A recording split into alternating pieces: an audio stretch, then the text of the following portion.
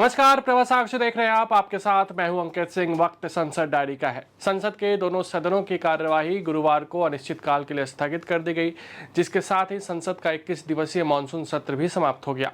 अंतिम दिन भी कई बार कार्यवाही स्थगित हुई और विपक्षी दलों ने बिहार एसआईआर और कथित वोट चोरी के खिलाफ अपना विरोध प्रदर्शन भी जारी रखा। शुरुआत से ही यह सत्र हंगामेदार रहा है। पहले दिन से ही एसआईआर को लेकर विपक्ष ने जबरदस्त तरीके से हंगामा शुरू किया था, जो आखिरी दिन तक भी जारी रहा। दोनों सदनों की कार्यवाही लगातार बाधित होती रही। हालांकि ऑपरेशन सिंदूर पर चर्चा के दौरान दोनों सदनों में हंगामा कम देखने को मिला। लोकसभा की कार्यवाही। लोकसभा की बैठक बृहस्पतिवार को अनिश्चितकाल के लिए स्थगित कर दी गई, जिसमें 12 विधेयकों को बिना चर्चा के या संक्षिप्त चर्चा के साथ पारित किया गया। लोकसभा अध्यक्ष ने मानसून सत्र में कार्यवाही में गतिरोध बनाए रखने पर विपक्षी दलों के प्रति निराशा प्रकट करते हुए कहा कि नियोजित तरीके से सदन के कामकाज में व्यवधान पैदा किया गया, जो लोकतंत्र और सदन की मर्यादा के अनुरूप नहीं है।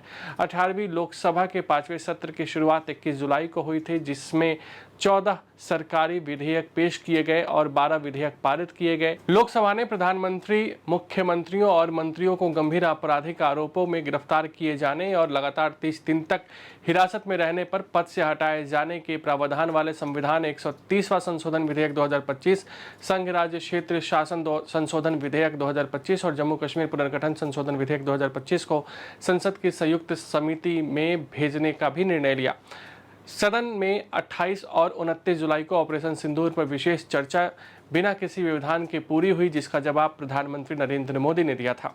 राज्यसभा की कार्यवाही। राज्यसभा का 268वां सत्र बृहस्पतिवार को अनिश्चितकाल के लिए स्थगित कर दिया गया और सत्र के दौरान जहां बिहार में मतदाता सूची के विशेष गहन पुनरीक्षण के मुद्दे पर चर्चा को लेकर विपक्ष के भारी हंगामे के कारण लगातार गतिरोध बना रहा, वहीं हंगामे के बीच कई महत्वपूर्ण विधेयकों को संक्षिप्त चर्चा के बाद पारित कराया गया। सत्र के दौरान मात्र 38% ही कामकाज हो पाया। उपसभापति हरिवंश ने सत्र के अंत में अपनी टिप्पणी में कहा कि हंगामे के कारण सदन में केवल 41 घंटे 15 मिनट कामकाज हो पाया और सदन का कामकाज केवल 38.88% रहा, जो बहुत निराशाजनक है। सत्र के पहले ही दिन निवर्तमान उपराष्ट्रपति जगदीप धनखड़ ने देर शाम स्वास्थ्य कारणों का हवाला देते हुए अपना त्यागपत्र राष्ट्रपति को सौंप दिया था, जिससे बाद में स्वीकार भी कर लिया गया। पूरे सत्र के दौरान एसआईआर के मुद्दे पर विपक्ष के लगातार हंगामे और आसन के समक्ष आकर नारेबाजी करने के कारण एक भी दिन शून्यकाल या प्रश्नकाल सामान्य ढंग से नहीं चल सका।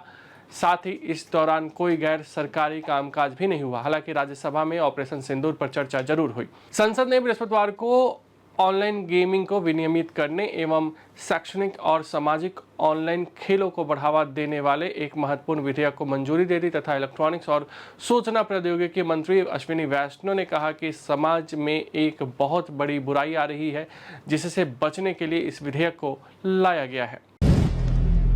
अगर आप भी लेना चाहते हैं देश दुनिया की तमाम जानकारी, तो आज ही सब्सक्राइब करें हमारे चैनल को। साथ ही नीचे दिए बेल आइकन को जरूर दबाएं ताकि हर अपडेट आप तक पहुंच सके।